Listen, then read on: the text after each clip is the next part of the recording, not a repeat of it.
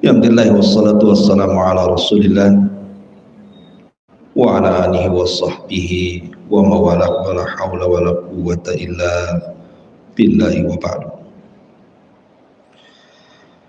Lanjutkan kajian kita, masih membahas kitab Minhajul Muslim, dan kita akan masuk pada bab wali Allah dan karamahnya, serta wali-wali syaitan dan tipu dayanya. Ma'asyiral muslimat yang dimuliakan Allah Subhanahu wa taala, pembahasan ini cukup penting untuk kita bahas di pagi hari ini, karena merebaknya di dunia medsos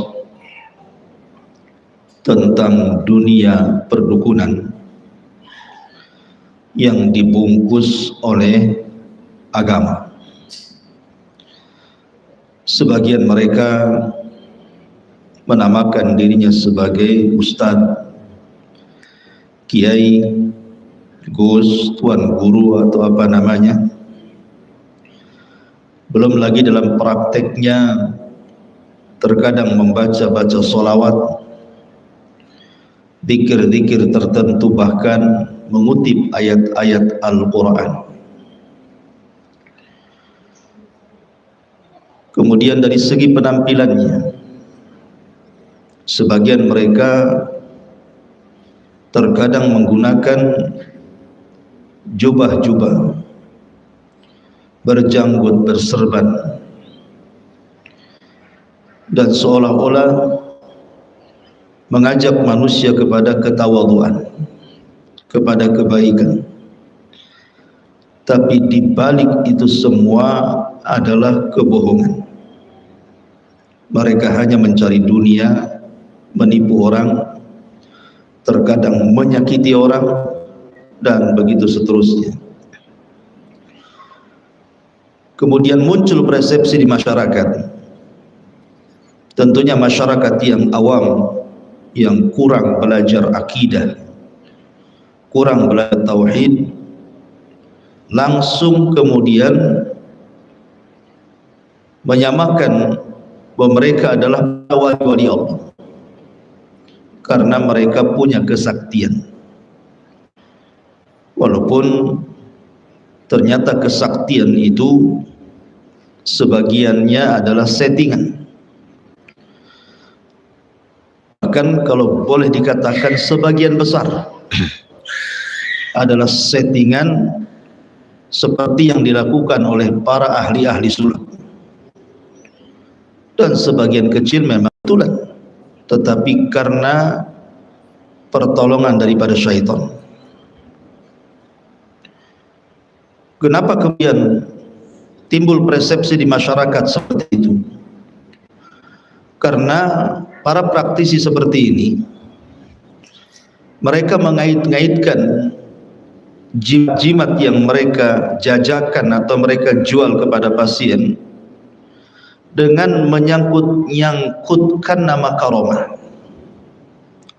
Dikatakan ini tasbih karomah, dikatakan ini gelang karomah, dikatakan ini batu karomah. Kemudian bisa dipelajari sehingga membuat tertarik. Akhirnya kemudian sebagian masyarakat terperdaya. Ada juga yang tahu bahwa itu dunia perdukunan, tapi sayangnya kemudian mereka mulai membagi-bagi. Oh, kalau prakteknya seperti itu bukan dukun hitam, tapi itu dukun putih. Seolah-olah kalau dukun hitam itu murni bekerjasama dengan iblis dan syaitan, kalau dukun putih itu seolah-olah bekerja sama dengan malaikat. Tidak ada dalam Islam dukun hitam, dukun putih. Semua dukun itu hitam, ya. Maksudnya bukan dukun-dukun yang kita kenal, dukun urut, dukun bayi, yang nggak masuk lah itu ya. Maksudnya dukun-dukun santet di sini. Lah dari sinilah maka kita akan membahas, karena mereka sudah menyangkut-nyangkutkan dengan istilah karamah, dan karamah itu identik dengan wali. Karamah itu identik dengan keanehan yang dimiliki para wali. Kalau mukjizat identik keanehan yang dimiliki oleh para nabi. Kalau sihir, keanehan yang identik dimiliki oleh tukang-tukang santet, sihir. Di sana kita akan mengenal siapa wali-wali Allah dan siapa wali-wali syaitan itu. Makanya pada pasal ke-15 di sini mu'alif rahimahullah ta'ala ingin menjelaskan siapa wali Allah dan karamahnya, dan siapa wali syaitan dan tipu dayanya. Ma'asyiral muslimat yang dimuliakan Allah subhanahu wa ta'ala, saya tidak akan membaca semua buku ini, saya akan meringkas saja, nanti ibu bisa baca sendiri. Siapa sebenarnya wali-wali Allah dan siapa sebenarnya wali-wali syaitan? Mungkinkah kita bisa jadi wali-wali Allah? Ataukah wali-wali Allah itu orang-orang tertentu saja?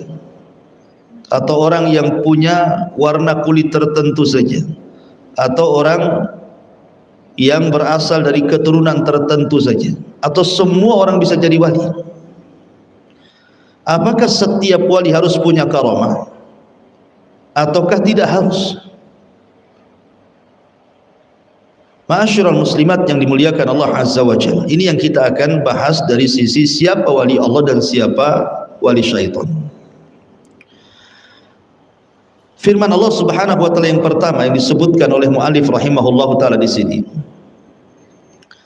Allah subhanahu wa ta'ala berfirman, ala inna awliya Allahi la khawfun alaihim wa lahum yahzanun alladzina amanu wa kanu yattaqun lahumul busyra fil hayatid dunya wa fil akhirati la tabdila li kalimatillahi dzalika huwal fawzul azim.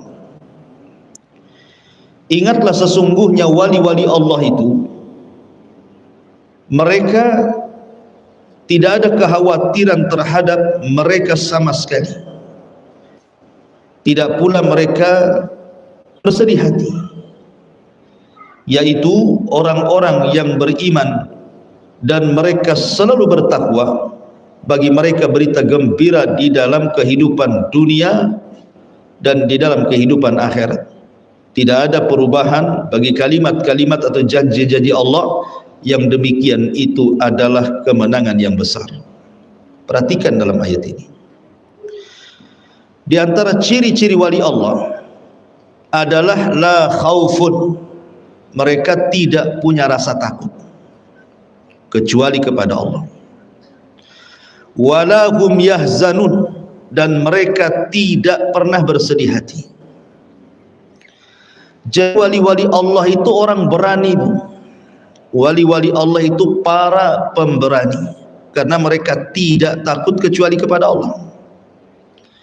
Sehingga wali-wali Allah itu tidak perlu senjata, tidak perlu jimat, tidak perlu tangkal-tangkal, tidak perlu kemudian meletakkan sesuatu di badan biar kebal bacok, kebal bakar, kebal pukul, kebal, nggak ada.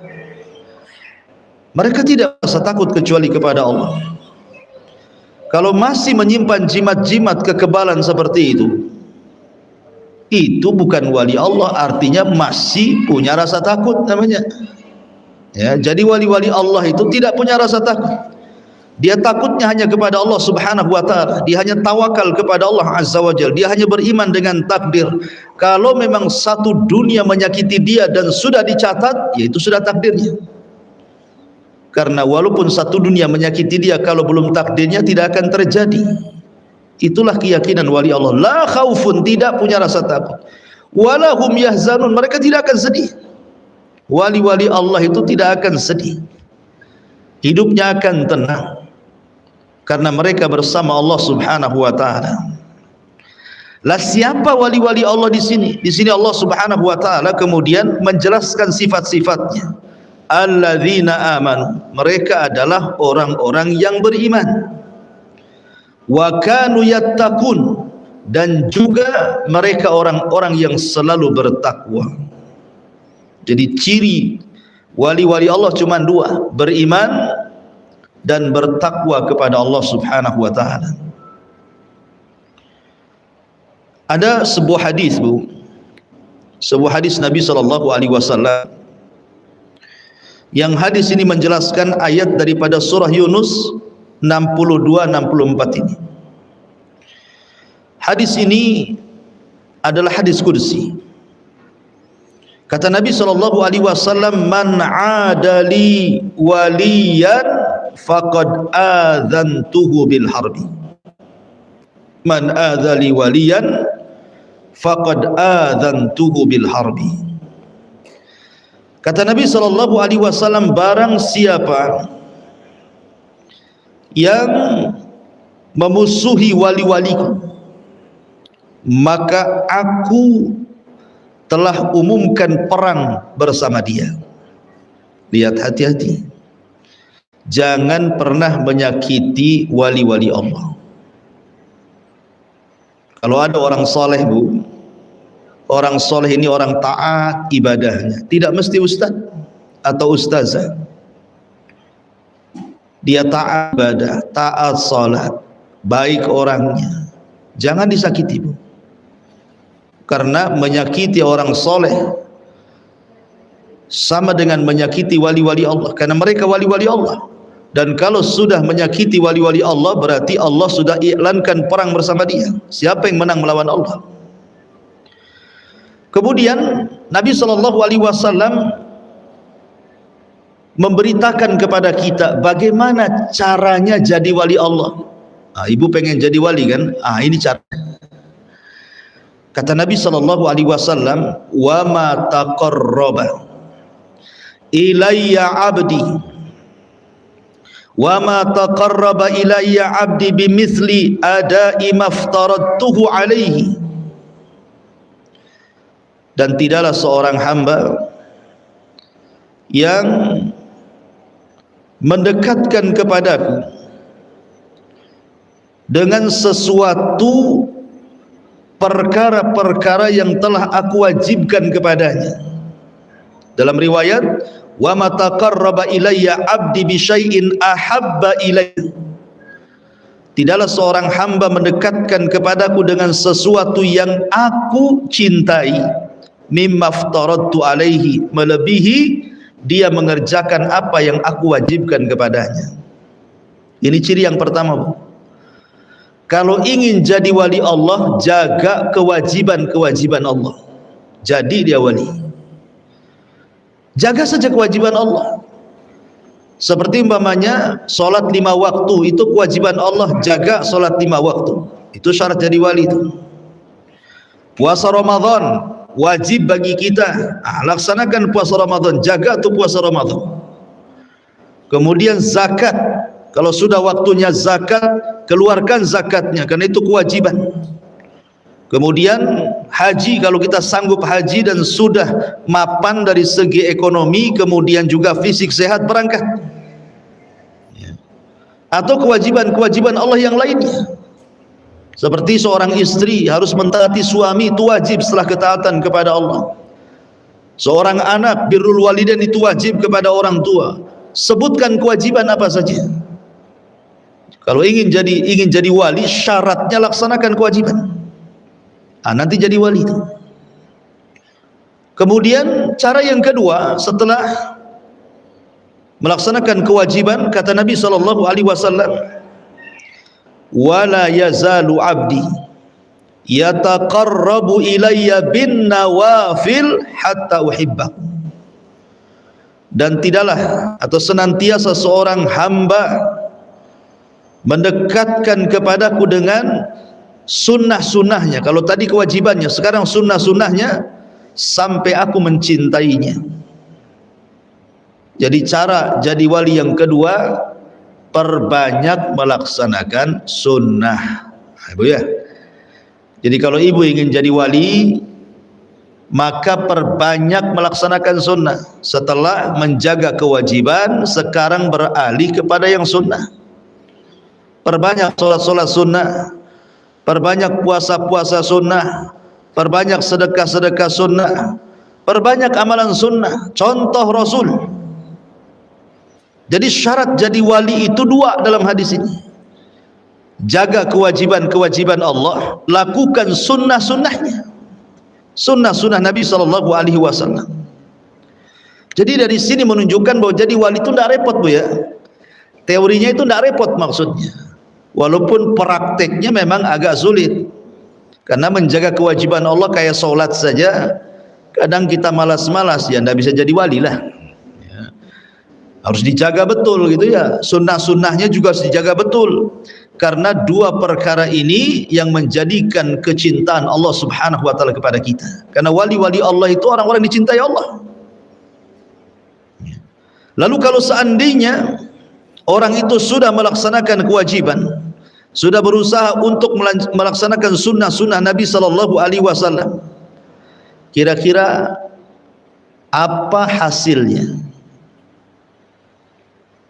Apa yang akan Allah berikan kepada kita? Ini kita sudah jadi wali Allah nih, dengan cara melaksanakan kewajiban dan juga memperbanyak sunnah-sunnah Nabi SAW. Perhatikan hadis berikutnya. Fa idza ahbabtuhu kuntu sam'ahu alladhi yasma'u bihi wa basarahu alladhi yubsiru bihi wa yadahu allati yabtishu biha wa rijlahu allati yamshi biha. Kata Nabi SAW, maka Allah akan mengatakan, jikalau aku sudah sayang dengan hamba-hambaku, kata Allah, maka aku akan menjadi pendengaran yang ia mendengar dengannya, aku akan menjadi penglihatannya yang ia melihat dengannya, aku akan jadi tangannya yang ia bergerak dengan tangannya, aku akan menjadi kakinya yang ia berjalan dengannya. Subhanallah. Wali-wali Allah dijanjikan akan diberikan bimbingan. Jadi Allah yang akan membimbing orang ini. Jadi kalau sudah melaksanakan kewajiban, sudah melaksanakan sunnah-sunnah, maka buahnya Allah akan membimbing orang ini. Allah akan membimbing pendengarannya sehingga dia tidak akan mendengar yang haram. Allah akan membimbing penglihatannya sehingga dia tidak akan melihat kecuali yang halal. Allah akan membimbing tangannya sehingga tidak mungkin dilakukan kecuali untuk kebaikan. Begitu juga kakinya ketika melangkah, maka Allah akan jaga dia tidak mungkin melangkah ke tempat maksiat. Jadi wali-wali Allah itu betul-betul dijaga, dibimbing oleh Allah Azza wa Jalla. Dan sebagai balasannya, kata Nabi selanjutnya, wa in sa'alani la'u'tiyanna wa la in ista'adzani la'u'idzanna. Kalau wali-wali itu meminta kepadaku, ku kasih dia semua permintaannya. Kalau dia minta perlindungan kepadaku, ku kasih perlindungan, tidak ada yang bisa menyakiti dia. Ini yang disebut wali Allah, Bu. Jadi di sini ada 3 poin dalam hadis ini. Pertama, syarat jadi wali: 1, melaksanakan kewajiban; 2, senantiasa menjaga sunnah. Poin yang kedua, kalau sudah jadi wali Allah, maka Allah akan menjaganya, Allah akan membimbingnya, Allah akan menjadi pendengarannya, penglihatannya, tangan dan juga kakinya. Kemudian poin yang ketiga, maka setiap permintaan wali ini kepada Allah pasti diijabah. Setiap meminta perlindungan dan penjagaan pasti Allah lindungi dan Allah jaga. Inilah wali-wali Allah namanya. Makanya Allah mengatakan, ala inna awliya Allah la khaufun alaihim wa lahum yahzanun. Wali-wali Allah adalah wali-wali yang tidak punya rasa takut dan mereka tidak bersedih. Siapa? Alladzina amanu wa kanu yattaqun.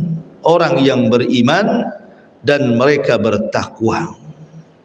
Jelas, Bu ya? Jadi itulah wali Allah. Sederhana jadi wali Allah itu. Dari sini menunjukkan jadi wali Allah itu tidak dari ras tertentu, Ya, bukan keturunan tertentu, bukan kulit tertentu. Siapapun bisa jadi wali Allah. Bahkan di zaman Nabi SAW, Bilal bin Rabah kulitnya hitam, tidak punya kehormatan.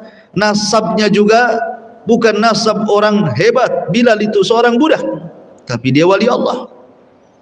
Ya. Salman Al-Farisi bukan orang Arab, dia orang Rom, orang Romawi, jadi wali Allah. Suhaib Ar-Rumi. Salman Al-Farisi orang Persia, Suhaib Ar-Rumi orang Romawi, jadi wali Allah. Dan mereka bukan keluarga Nabi. Ya. Jadi wali-wali Allah tidak mesti harus keturunan Nabi. Siapapun jadi dan bisa menjadi wali Allah. Ma'asyiral muslimat yang dimuliakan Allah Subhanahu wa taala. Kemudian Allah Subhanahu wa taala kemudian berfirman, Allahu waliyul ladzina amanu yukhrijuhum minadh dhulumati ilan. Dan Allah adalah pelindung orang-orang yang beriman. Dia mengeluarkan mereka dari kegelapan kekafiran dan dipindah ke dalam cahaya keimanan. Jadi wali-wali Allah, mereka adalah orang-orang yang dilindungi Allah. Allah akan keluarkan wali-wali Allah ini dari kegelapan menuju cahaya. Jadi mereka betul-betul orang yang terbimbing di atas ibadah. Sekarang kita lihat fakta dan bukti di lapangan. Orang-orang yang disangka wali-wali Allah itu. Lihat orang-orang yang sekarang ya, yang lihat lagi pamer kesaktian, kemudian sapi pendem bu ya, ada tuh ya kan atraksi pendam bumi itu apa tuh, kubur di bumi 5 jam katanya nggak mati ya. Kemudian semedi, kemudian kadang-kadang sholatnya aneh ya. Kemudian semedi di gunung-gunung, kemudian zikir apa gitu ya. Kemudian dikatakan ini syarat jadi wali. Tidak ada syarat jadi wali seperti ini. Lihat hadis Nabi SAW yang saya baca di sini. Syarat jadi wali itu mudah, yang penting jaga kewajiban, kemudian rajin melaksanakan sunnah, jauhi yang haram, tinggalkan yang makruh, ya kan? Kalau bisa dia tidak sibuk dengan perkara mubah, jadi dia wali Allah. Jadi sebenarnya wali Allah itu mudah. Jadi tidak harus kemudian menjadi wali Allah itu harus tapa gitu ya, harus semedi, harus dipendam, harus ke gua, harus mengasingkan diri dan begitu seterusnya. Karena Islam itu agama mudah, bukan agama sulit. Ma'asyiral muslimat yang dimuliakan Allah Subhanahu wa taala. Kemudian juga Allah mengatakan, wa ma kanu awliya'ahu in awliya'uhu illal muttaqun.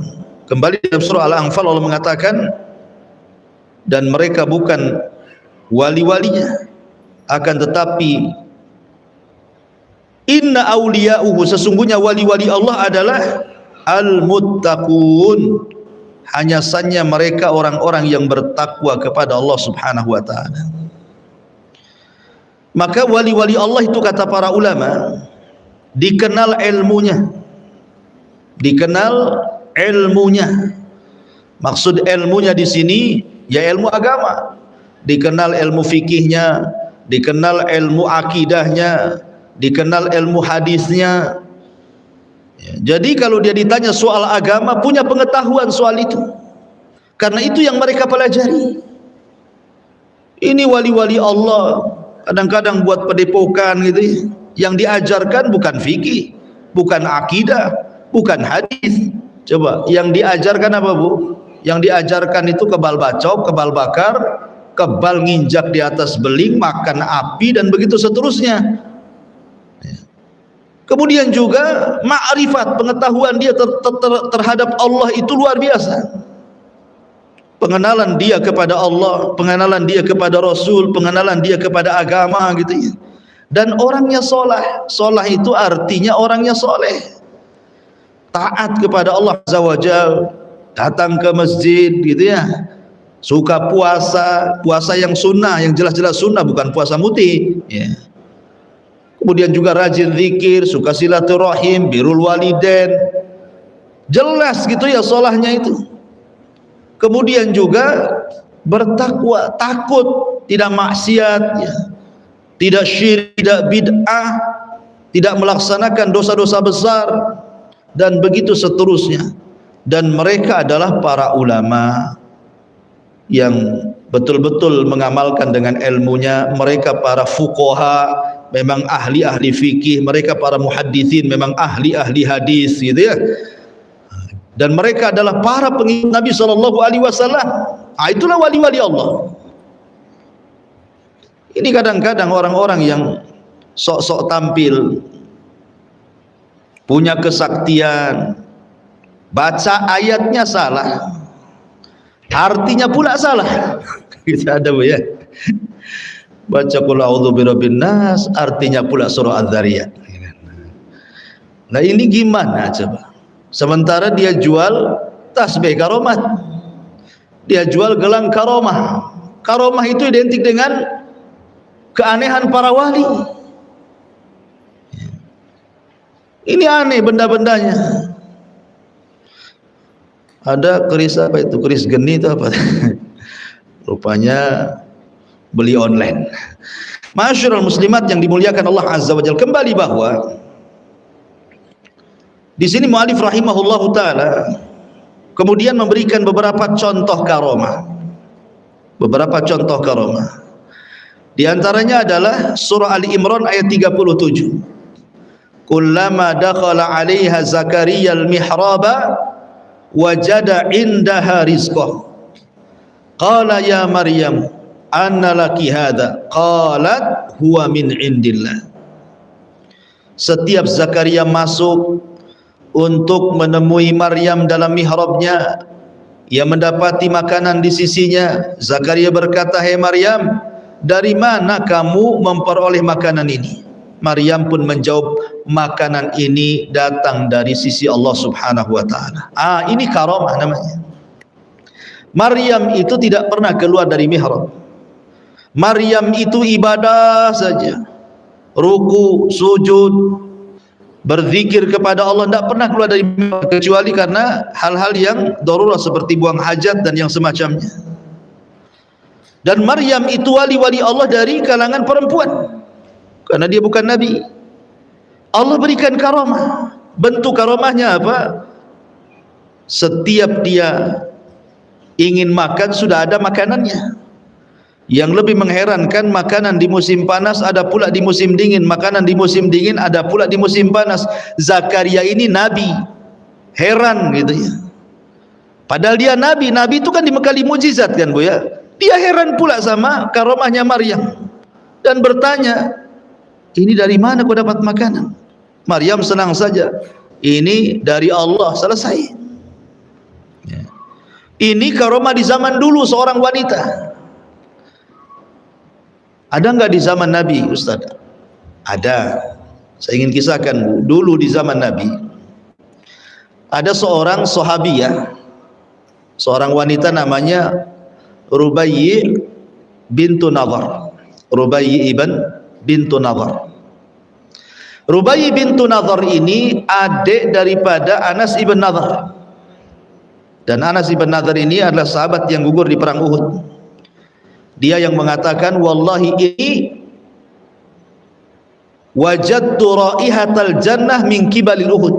Demi Allah, aku merasakan bau sorga semerbak harumnya ke hidungku di balik bukit Uhud, katanya Anas bin Nadhar ini. Kemudian memberikan semangat kepada para sahabat. Jadi suatu ketika Rubayyi ini dia memecahkan gigi orang, sesama wanita kelahi ibunya. Tiba-tiba kemudian dia memukul bibirnya wanita orang lain, tiba-tiba retaklah giginya. Marah keluarganya. Akhirnya kemudian dari pihak Rubaiyah ini meminta maaf, tapi tidak dimaafkan. Kemudian bayar diat. berapalah rompang gigi, berapa ekor unta kami siap bayar, tapi juga tidak dimaafkan. Akhirnya kemudian keluarga korban ini mendatangi Rasul dan minta qisas, minta dipecahkan lagi giginya.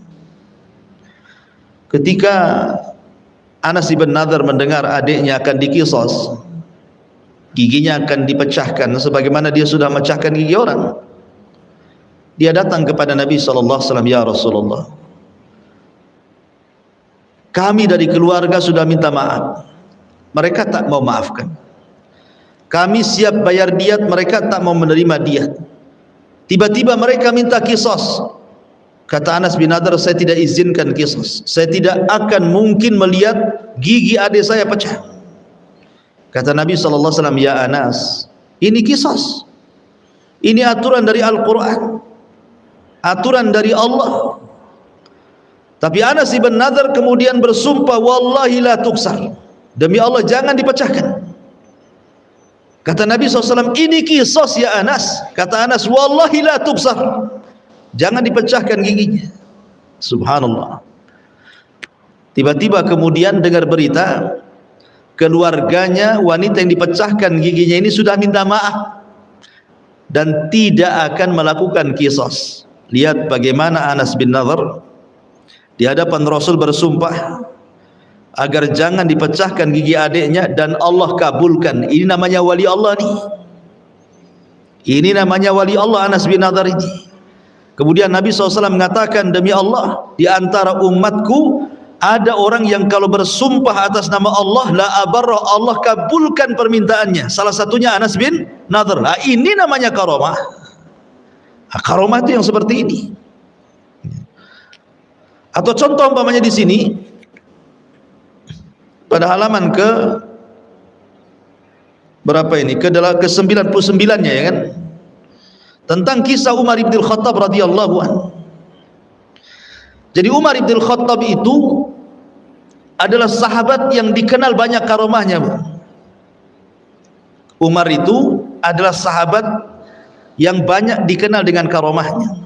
Salah satu karomahnya adalah dia punya pemikiran dan pendapat selalu dikuatkan wahyu. Jadi kalau dia berpendapat itu turun wahyu. Terkadang pendapatnya menyelisih Nabi, turun wahyu menguatkan pendapatnya. Itu wali namanya. Bahkan suatu ketika, jadi Umar bin Khattab ini pernah berkhutbah di atas mimbar. Jadi beliau tiba-tiba berkata dalam mimbar itu kepada pemimpin perang, karena ketika itu Umar mengutus pasukan untuk melumpuhkan Persia, dan waktu itu kaum muslimin sedang berkumpul di Persia. Lah tiba-tiba Umar bin Khattab radhiyallahu an berada di Madinah tuh, di atas mimbar Rasul mengatakan, hei batalion muslim, ke bukit, ke bukit.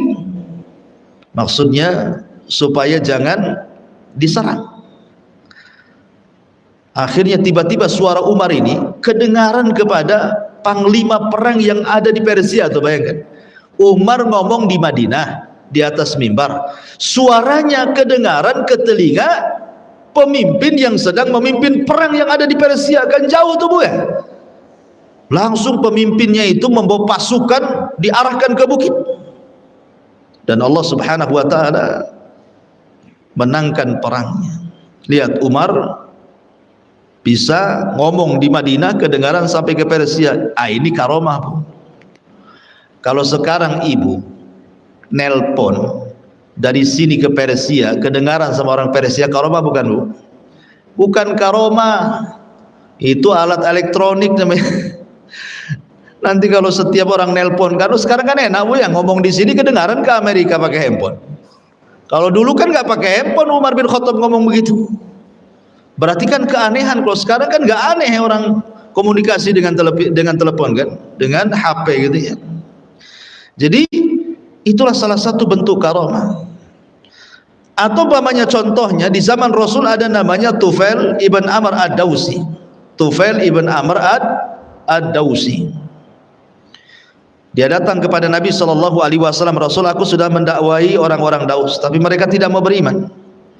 Tolonglah berikan tanda kepadaku, tampakkan kuasa Allah kepadaku.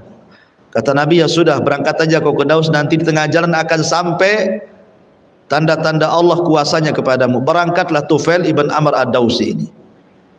Di tengah jalan, Bu, namanya dari Madinah ke Yaman itu kan jauh ya, suku Daus itu. Tiba-tiba di tengah kegelapan malam, dahinya bercahaya, Bu. Jadi membuat terang di sekitarnya. Tiba-tiba ada cahaya di dahinya. Itu bukan trik, Bu, ya. Itu karomah. Ya. Zaman dulu pakai trik mau beli di mana? Belum ada jual online zaman dulu tuh barang-barangnya. Jadi tiba-tiba bercahaya di sekitarnya. Akhirnya dia takut memfitnah kaumnya. Dia berdoa kepada Allah, ya Allah, jangan kau letakkanlah ini cahaya ini di dahi, akan terfitnah kaumku. Allah pindahkan ke tangannya. Dia pun takut kalau seandainya kaumnya terfitnah dengan cahaya yang di tangannya. Allah pindahkan ke mulutnya, Bu. Kalau dia ngomong itu berkilau-kilau tuh mulutnya. Itu karomah tuh. Itu bukan trik. Kalau sekarang trik, ya kan, keris dipencet ada listriknya, rupanya ada banyak. Sempatlah pas ini ya, Bu ya, pas buat ngobati orang habis pula baterainya. Mana tuh nggak keluar-keluar itu. Jadi ma'asyiral muslimat yang dimuliakan Allah Azza wa Jalla, intinya bahwa inilah yang disebut dengan karomah. Karena begini, Bu ya, sudah saya sering katakan, yang namanya keanehan di dunia ini, yang namanya keanehan di dunia, pertama ada yang sifatnya mukjizat. Yang kedua ada yang disebut dengan irhasat. Yang ketiga ada yang disebut dengan karomah. Yang keempat ada yang disebut dengan ma'unah. Yang kelima ada yang disebut dengan ihanah. Yang keenam ada yang disebut dengan al-istidraj. Dan yang ketujuh, yang terakhir, ada yang disebut dengan sihir. 7 perkara keanehan. Adapun mukjizat ma'ruf ya, enggak usah diterangkan. Mukjizat itu keanehan yang Allah berikan kepada para nabi. Seperti Nabi Musa membelah lautan, tongkatnya jadi ular, tongkatnya dipecahkan, dipukulkan di batu keluar 12 mata air.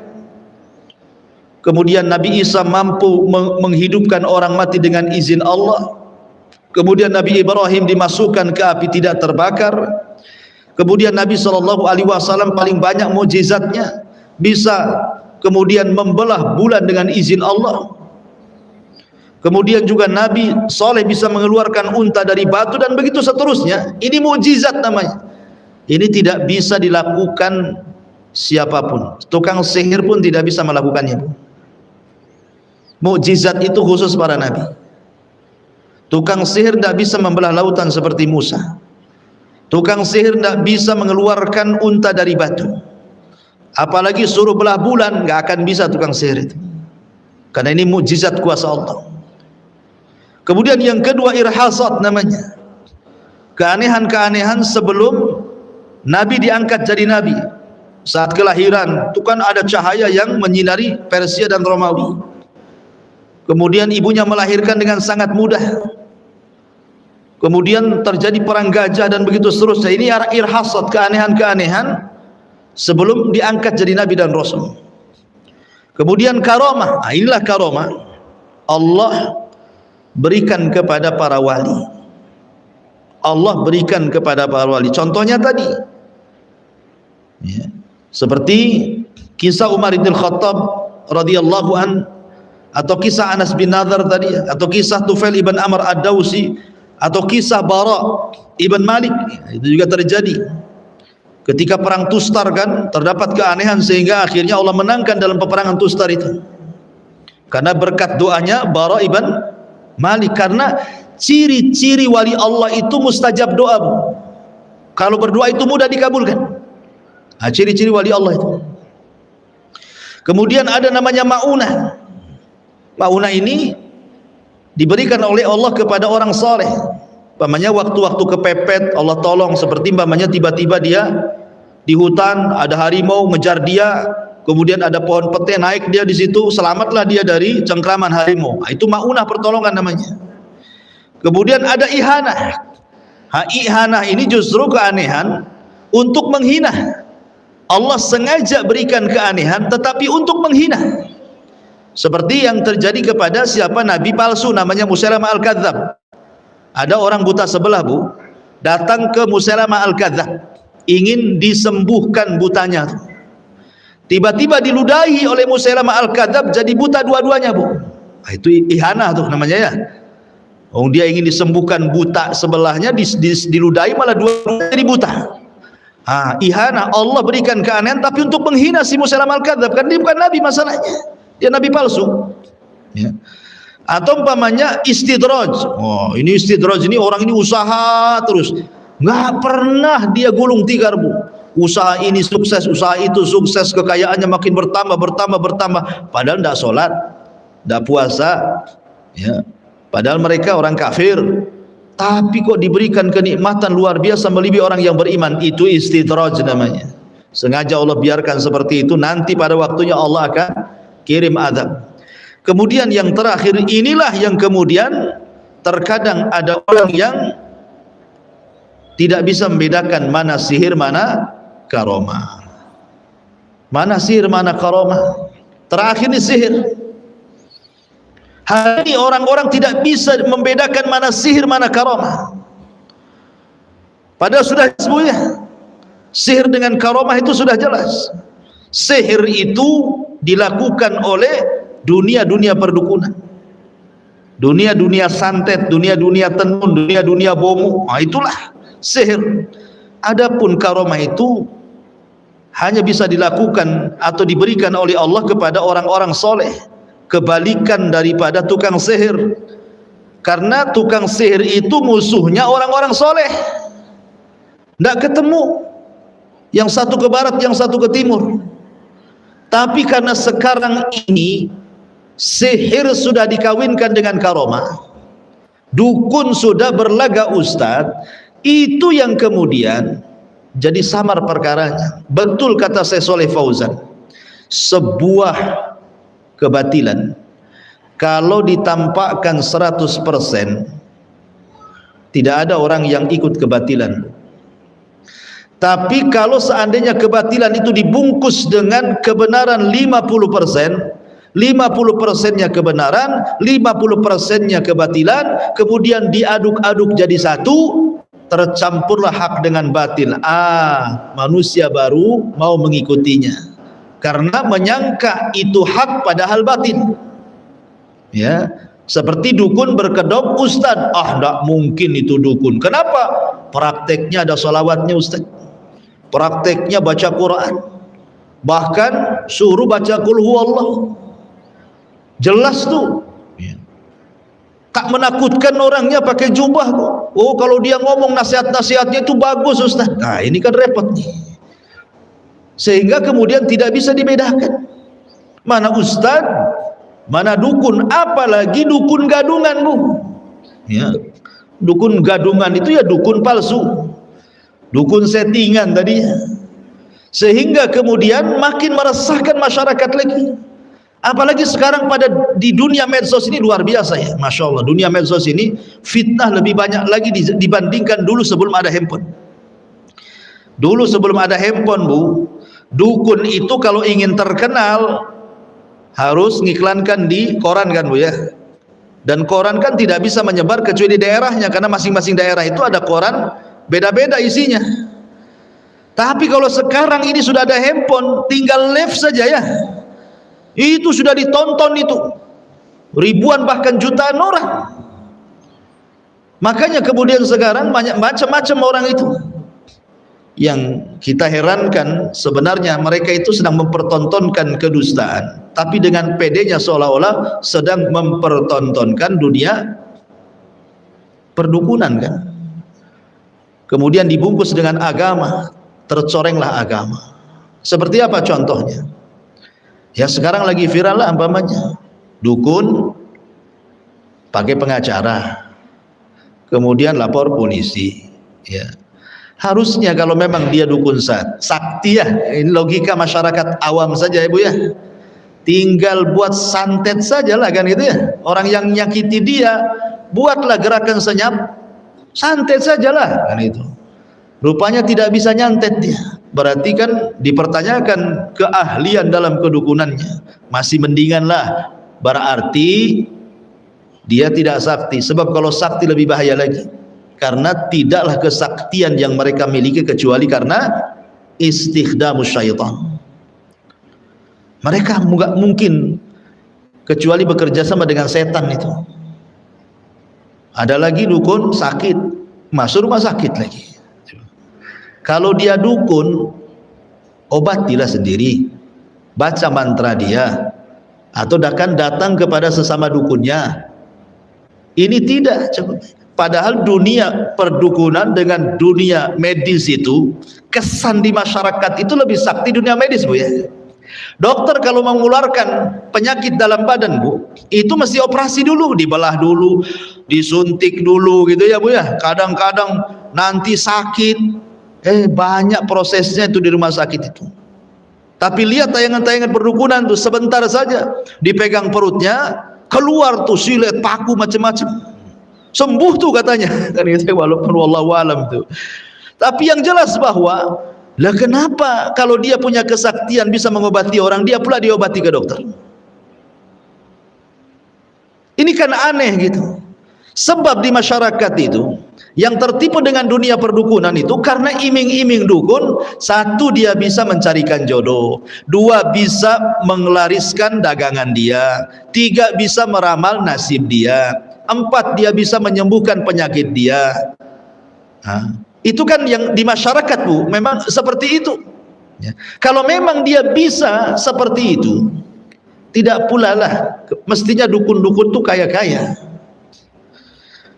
lebih kaya dibandingkan orang kan gitu, karena dia bisa membuka rizkinya dia sendiri. Masa membuka rizki orang tak bisa, dia membuka rizki dia tak bisa? Logikanya sebenarnya cukuplah dia untuk dirinya sendiri untuk meraih kekayaan sebanyak-banyaknya. Tapi kenapa kemudian mereka menjual jimat, menjual ini, menjual itu? Bahkan yang lebih miris lagi adalah ada seorang dukun bunuh diri gara-gara sepi job dan pasien. Kemudian marah gara-gara sepi job dan pasien, akhirnya lapor polisi. Lah kamu dukun yang katanya bisa membuka rezeki orang. Kalau kamu dukun, nggak perlu kemudian merasa tersinggung dengan itu. Buatlah jimat undur diri sendiri. Bagaimana caranya pasien datang, kan begitu Bu ya logikanya Bu ya. Makanya saya katakan ini dunia ini terbalik-balik. Dari sini betullah kata Nabi SAW ketika Ummul Mukminin Aisyah radhiyallahu anha menceritakan tentang dunia perdukunan. Apa kata Aisyah radhiyallahu anha, ya Rasulullah, ketika menceritakan tentang beberapa orang yang datang kepada Rasul, dukun-dukun itu kalau bercerita meramal sesuatu terkadang ada benarnya. Tapi Nabi SAW mengatakan, ulaika laisu bisyai, kata Rasulullah. Mereka itu tidak punya apa-apa, kata Nabi. Mereka itu tidak punya apa-apa, tidak bisa menyingkap yang gaib, kata Rasul. Adapun kalau seandainya mereka meramalkan sesuatu kemudian benar, maka itu hanya satu kalimat yang diambil oleh jin dari percakapan malaikat yang ada di langit. Itu pun setelah dicampur adukan dengan 100 kedustaan, kata Rasulullah. Ini Rasul yang ngomong. Jadi kalau 100 kalimat itu satu yang benar, 99 dusta, gitu loh maksudnya. Berarti dukun itu sendiri tahu dia sedang berdusta. Kalau umpamanya dia tidak terima gara-gara sepi job, itu kan ya, berarti dia sendiri sebenarnya tahu dia sedang berdusta. Kalau dia mengatakan seperti itu, buktinya dia bisa membuatkan jimat penglaris, buktinya dia bisa membuat jimat untuk perjodohan, untuk supaya para pejabat itu tetap bertahan di jabatannya atau naik pangkat. Lah kenapa dia bisa memberikan solusi kepada orang, solusinya sendiri tidak bisa diselesaikan? Ya. Makanya kalau bukan para pendusta, siapa lagi? Kalau mereka bukan para pendusta, loh siapa lagi? Apa yang kita harus katakan kepada mereka? maka kita katakan persis seperti yang dikatakan Nabi SAW, mereka adalah para pendusta. Ma'asyiral muslimat yang dimuliakan Allah Subhanahu wa taala, yang perlu diketahui, ciri-ciri wali Allah Subhanahu wa taala dan wali-wali syaitan. Wali-wali Allah itu adalah orang yang beriman dan bertakwa, tapi wali syaitan adalah orang yang kufur dan suka maksiat. Kebalikan daripada wali Allah. Kalau wali Allah itu beriman dengan yang gaib, dia tidak meramal yang gaib, beriman malah dengan yang gaib. Beriman dengan sorga, dengan neraka, dengan ya rukun-rukun iman kepada Allah, kepada Rasul, kepada malaikat, kepada kitab, kepada takdir, kepada hari akhir, dan begitu seterusnya. Dia beriman dengan yang gaib. Tapi kalau wali-wali syaitan terbalik, meramal sok-sok tahu yang gaib, bisa menyingkap yang gaib gitu ya, menerawang yang gaib. Oh, hebat kali.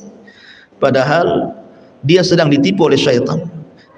Kemudian orang yang wali-wali Allah itu orang yang bertakwa, orang yang bertakwa yang tidak pernah maksiat kepada Allah. Kalau wali-wali syaitan terbalik, mereka melakukan kesyirikan dan kekufuran. Makanya Allah Subhanahu wa taala berfirman di dalam Al-Qur'anul Karim tentang syaitan. Apa kata Allah Subhanahu wa taala? Qul hal unabbiukum ala man tanazzalu syayatin. Maukah ku habarkan kepada kalian, syaitan itu kalau turun ke bumi nemui siapa? Maka Allah katakan, tanazzalu ala kulli affakin azim. Setan itu turun kepada setiap para pendusta. Kata Abdullah bin Abbas, kalimat afak di sini tafsirnya adalah para dukun. Jadi setan-setan itu turun kepada para dukun karena mereka para pendusta. Azim, yang suka berbuat dosa karena suka fitnah orang, berbohong kepada orang. Apalagi tukang sihir itu bisa bunuh orang, buat orang sakit. Kemudian yulquna sam'a wa aktsaruhum kadzibun. Mereka melemparkan kepada dukun-dukun itu kalimat-kalimat yang ia curi dari kalimat-kalimat malaikat. Wa aktsaruhum kadzibun, dan para dukun itu kebanyakan mereka para pendusta. Ini nas Quran yang mereka mengatakan para pendusta, bukan kita. Kita hanya meneruskan lisan dari Allah Subhanahu wa taala. Allah katakan aktsaruhum kadzibun, kebanyakan mereka pendusta. Kita katakan kebanyakan mereka pendusta. Kita tidak mengarang, ini nas Quran yang mengatakan seperti itu. Karena tidak mungkin wali-wali Allah itu berdusta. Wali-wali Allah itu orang beriman, orang bertakwa. Mereka tidak akan kufur, mereka tidak akan melakukan perbuatan dosa. Mereka orang beriman, mereka orang bertakwa. Kemudian yang kedua, wali-wali Allah itu al-hubbu fillahi wal bughdhu fillah.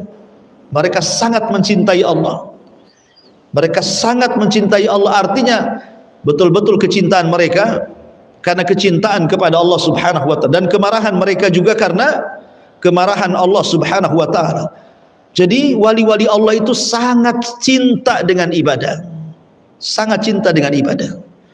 Mereka tidak riya, mereka tidak sum'ah, mereka tidak takabur, mereka suka ke masjid, mereka suka silaturahim, mereka suka birrul walidain, suka baca Quran, suka zikir, macam-macam ibadah mereka lakukan. Tidak disibukkan dengan perkara-perkara tertentu yang kita lihat sekarang kan, para dukun itu nggak ada tuh. Saya ragukan, jangan-jangan nggak pernah ke masjid sholat jamaah tuh kan, sholatnya di padepokannya saja, nggak pernah ke masjid. Coba disuruh baca kitab, sekali-kali lah dukun-dukun yang berbaju ustad itu coba sodorkan kitab kuning itu, kitab gundul itu, bisa nggak dia baca? Jangan-jangan tak bisa baca kitab dia. Jangan baca kitab lah ketinggian, Bu ya. Baca Quran, jangan tajwidnya nggak ada masalah. Ya. Suruh artikan, jangan pakai terjemahan gitu. Nanti salah pula. Qul a'udzu birabbin nas jadi wa ma khalaqtul jinna wal insa illa liya'budun pula. Tertukar-tukar ayat dengan artinya. Jadi bagaimana kemudian dikatakan wali Allah? Inilah cari wali Allah itu betul-betul mereka yang mencintai Allah dan taat kepada Allah Azza wa Jalla. Kemudian juga muwalatut ta'ah. Betul-betul wali-wali Allah itu muwalatut ta'ah, betul-betul hidupnya dikorbankan hanya untuk ketaatan kepada Allah Subhanahu wa ta'ala. Tidak mesti terkenal jadi wali-wali Allah itu, tidak mesti terkenal ya. Terkadang mereka itu tidak dikenal sama sekali, dia hanya dikenal di langit, tidak dikenal di bumi. Jadi wali-wali Allah tidak mesti harus ishtihar gitu ya, terkenal di mana-mana, tidak.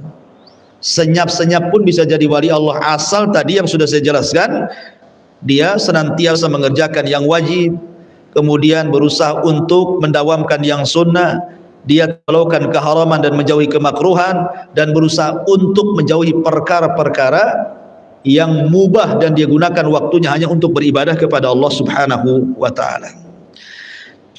Ma'asyiral muslimat yang dimuliakan Allah Azza wa Jalla. Taib. Kemudian ada pembahasan sedikit, nanti ibu baca sendiri sajalah, karena beberapa dalil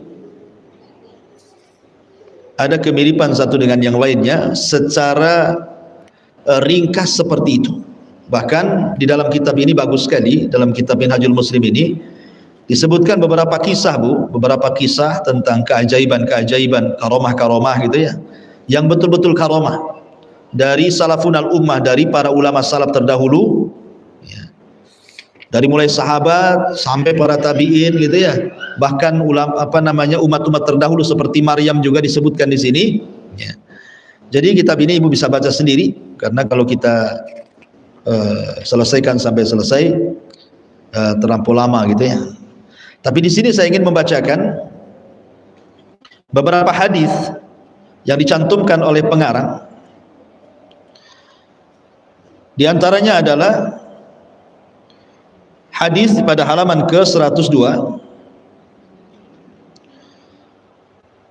Informasi Nabi SAW tentang wali Allah dan wali syaitan, sebagaimana tersebut di dalam sabdanya di saat beliau melihat satu bintang terbang. Beliau bersabda kepada para sahabat, "Ma kuntum taquluna limithli hadhihi fil jahiliyah?" Qalu kunna naqulu yamutu azimun aw yuladu azimun. Faqala innahu la yurma bihi li mauti ahadin wala li hayati.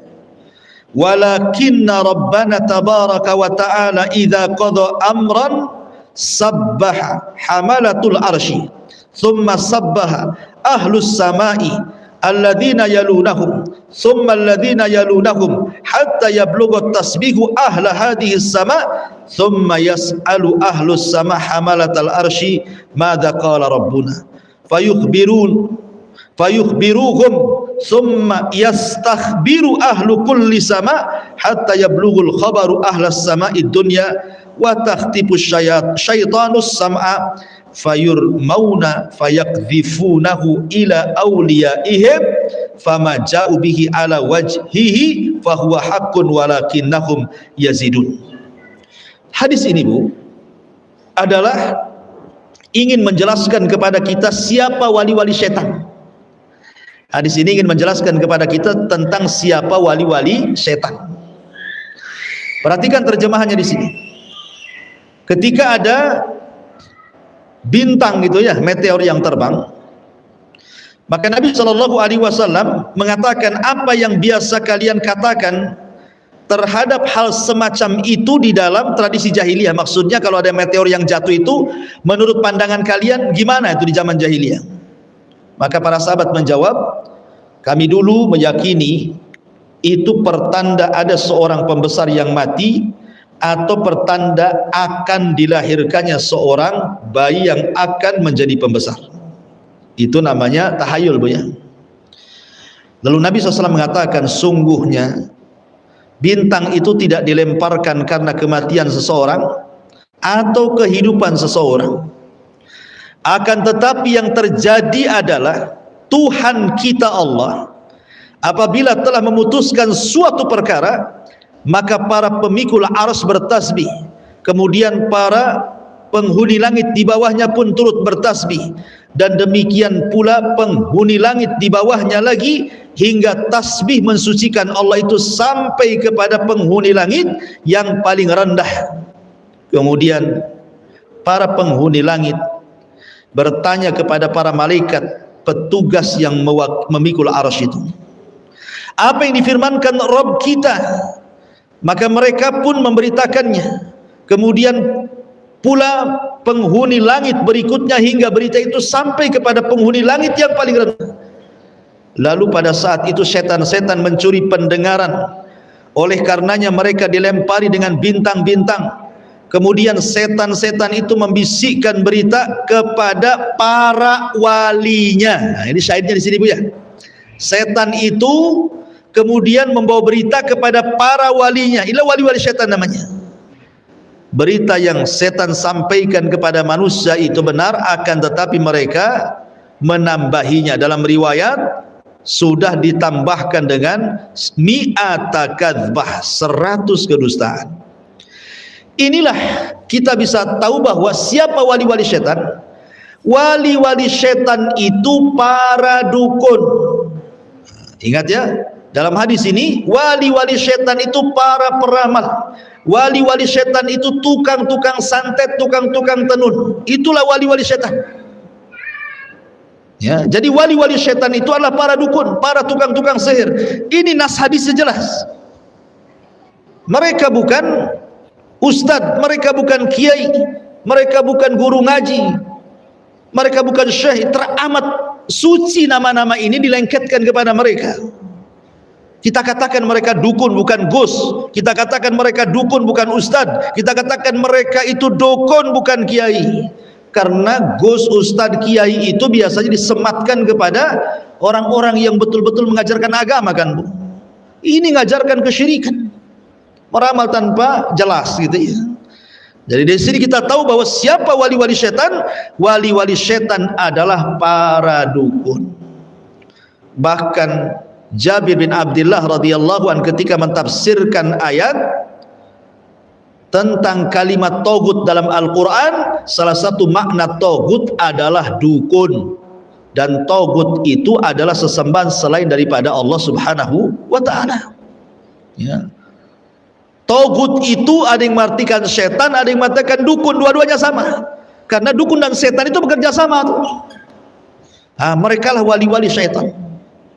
Makanya ketika Yunus ibn Abil A'la As-Sadafi, salah satu muridnya Imam Syafi'i, itu berdialog dengan gurunya Imam Syafi'i Bu. Dialognya begini, wah Imam Syafi'i, aku mendengar perkataan Al-Laits. Al-Laits itu ulama Mesir, itu sejaman dengan Imam Syafi'i.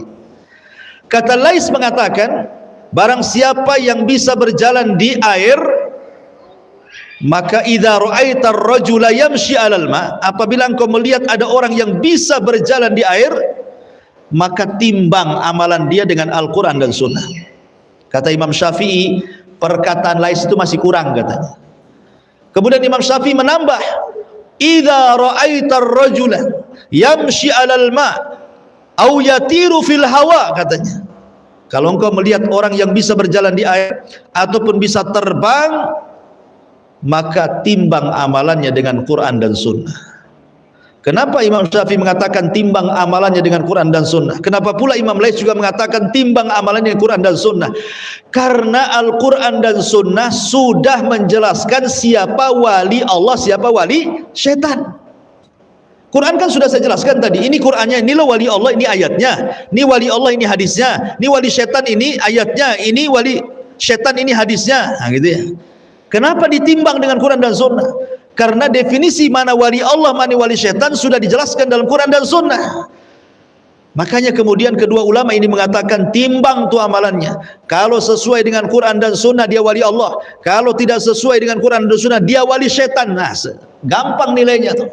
Nah, kita lihat orang yang bisa berjalan di air, bisa terbang, kebal bacok, kebal bakar, berjalan di bling dan lain sebagainya. Kita tidak bicara orang settingan. Kalau orang settingan dia pendusta tuh. Anggaplah dukun-dukun beneran gitu, yang sakti-sakti mandraguna itu. Lihat kehidupannya, timbang dengan Quran dan Sunnah. Bagaimana sholatnya, bagaimana puasanya, bagaimana zakatnya, bagaimana hajinya, bagaimana baca Qur'annya, bagaimana dia dengan orang tuanya, bagaimana silaturahimnya, bagaimana zikirnya, perlu timbang terus ibadah dia. Kalau memang dia orang soleh, masya Allah orang soleh, dia alim betul-betul, dia ulama, diberikan keanehan, wah itu wali-wali Allah tuh. Tapi kalau kehidupannya jauh daripada Quran dan Sunnah, kadang-kadang nggak pakai baju ke sana kemari, kadang-kadang kemudian telat sholat. Ya kalau telat sekali-kali ya wajarlah manusia. Ini tidak pernah sholat, kadang-kadang ngakunya sholat di Mekah. Jauh kali sholatnya ke Mekah, masjidnya dekat, sholat ke Mekah pula. Dan macam-macam. Berarti itu wali setan itu namanya. Ya. Inilah definisi antara wali Allah dan wali setan serta karomah dan kesesatan. Taib, lebihnya baca sendiri. Sampai di sini kita buka tanya jawab, silakan.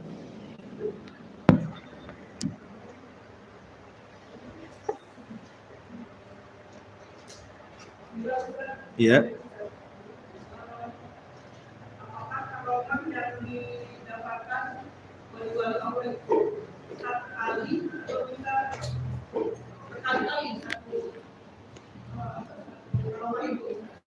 Iya.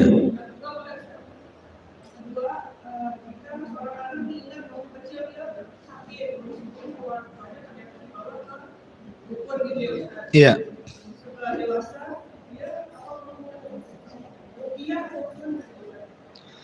Ya, alhamdulillah. Karomah itu tidak bisa dipelajari. Karomah itu tidak bisa dipelajari. Tidak ada zikir-zikir khusus untuk mendatangkan karomah. Tidak ada puasa-puasa khusus, solat-solat khusus, amalan-amalan khusus untuk mendatangkan karomah, tidak. Karomah itu sama dengan mukjizat. Sebagaimana mukjizat juga tidak bisa dipelajari oleh para nabi, dan Allah berikan mukjizat itu. Ya, tiba-tiba saja Allah berikan, seperti Musa ketika dihadang di belakangnya tentara Firaun, Allah mengatakan pukul saja itu lautan, dipukul. Ya. Maka terbelah lautan itu. Dan mukjizat itu untuk menguatkan dia seorang nabi. Karena bukan itu tujuannya. Tujuan para nabi itu mendakwakan tauhid, bukan menampakkan kesaktian. Kesaktian itu hanya untuk memperkuat dia seorang nabi saja. Karomah juga sama. Ya. Dan bukan berarti orang soleh yang tidak punya karomah tidak jadi wali. Kebanyakan wali itu tidak punya karomah. Kalaupun ada karomah, yaitu keanehan. Keanehan hanya untuk supaya betul-betul mungkin bisa menjadikan bukti bahwa karomah itu ada. Pamannya memang dia orang soleh, orang baik, orang taat, betul-betul taat, seorang ulama, ahli fikih, ahli hadis gitu ya. Betul-betul ahli, dia pakar di situ dalam ilmu agama. Kalau diberikan karomah ya hanya untuk memperkuat saja. Memang dia wali Allah, ada wali-wali Allah itu. Adapun kemudian karomah itu bisa terulang, tidak mungkin terulang. Contoh, Bu, tadi suara Umar ibn Khattab. Suara Umar ibn Khattab yang ngomong di atas mimbar di kota Madinah sampai ke Persia. Apa bisa diulang? Nggak bisa diulang. Apalagi sekarang sudah ada handphone, ngapain pula pakai itu? Ya, nggak akan bisa diulang-ulang karomah itu, karena tidak bisa, tidak ada zikir khusus untuk mendatangkannya. Adapun yang mengklaim-klaim tasbih tertentu dibacakan jadi tasbih karomah, ini dukun. Ya. Karena bukan itu yang ditampilkan dalam agama. Kita ini mengajak manusia, menyelamatkan mereka dari kesyirikan, menyelamatkan mereka dari penyimpangan dari sunnah, menyelamatkan mereka dari maksiat, menjadi orang baik. Ya, sehingga terangkan ayat-ayat Allah, bukan dengan memperlihatkan kesaktian-kesaktian gitu ya. Karena para sahabat Nabi SAW sendiri tidak punya kesaktian seperti yang sekarang ini dipertontonkan kepada kita. Ada orang, Bu, yang ditusuk sama besi itu kan, itu lehernya nancep dari depan ke belakang, nggak mati orangnya. Oh, coba kalau itu sahabat punya kan, ditusuk pedang nggak mati-mati, kalah tuh, nggak ada peperangan kalah. sahabat yang bisa ninju orang dari kejauhan tenaga dalam. Tak ada pun kisah-kisah sahabat yang punya tenaga dalam, yang tidak kebal bacok, ya kan, kebal bakar. Meninggal juga banyak sahabat di perang Uhud itu, banyak meninggal. Sampai ada 70 syuhada Uhud kan meninggal. Jadi intinya bahwa karomah itu datang dari Allah, tidak bisa diulang. Dan Allah memberikan karomah kepada siapa dari hambanya yang dikehendaki. Tidak semua hambanya Allah kasih karomah. Kemudian yang kedua, adapun kalau dulu anak kecil yang ketika kecil datangkan ke dukun, ya, kemudian sudah besar, kalau nggak ada gangguan apa-apa ya nggak usah lah. Kalau orang tuanya dulu yang bawa ke dukun, ya taubat orang tuanya, bertobat kepada Allah. Ya, karena kalau sudah datang ke dukun untuk perobatan anaknya, berarti imma ada dua, dia bisa sholatnya 40 hari ditolak kalau hanya sekedar bertanya. Kalau seandainya kemudian dia sampai meyakini bisa mendustakan Quran, dan itu kekufuran, bertobat, jangan datang lagi ke dukun. Nah, coba kalau seandainya satu kota Batam ini orang Islamnya nggak yakin ke dukun, nggak berobat ke dukun, nggak tertipu dengan dukun, lama-lama pindah tempat dukun Batam nih, mungkin pindah ke Tanjung Pinang mungkin. Nanti satu Tanjung Pinang nggak percaya dukun, pindah kemana lagi? Kan bingung tuh nantinya. Lama-lama nggak jadi dukun tuh, adalah jadi kuli bangunan aja. Nggak ada, jobnya sepi. Jadi saya katakan bahwa kalau memang sudah terjadi seperti itu, Bu, tinggal bertobat, jangan diulangi lagi. Kalau kemudian ada bekas, karena kan biasanya kalau dukun beneran itu kan kerjasama dengan setan, sehingga pengaruh setannya masih ada. Ya kalau memang nampak ada pengaruh setannya, ibu bisa ruqyah, anak itu bisa diruqyah. Ya, didekatkanlah dengan agama dulu, suruh ngaji, suruh zikir, coba ruqyah mandiri dulu gitu ya. Nah, jadi bisa juga, tapi kalau anak itu sudah besar nggak ada masalah, kita arahkan aja ke agama supaya dia tahu bahwa datang ke dukun itu tidak boleh, jelas nasnya, jelas hadisnya, dan tidak menambah kecuali kepada kekufuran. Karena datang ke dukun itu sama saja dengan menggadaikan agama, karena pasti ketika masuk ke dunia perdukunan itu macam-macam syaratnya, intinya adalah menyelisihi syariat Allah Subhanahu wa taala. Wallahu a'lam. Ya, mudah-mudahan ada manfaatnya. Subhanakallahumma bihamdika asyhadu an la ilaha illa anta astaghfiruka wa atubu ilaik. Allahumma assalamualaikum warahmatullahi wabarakatuh.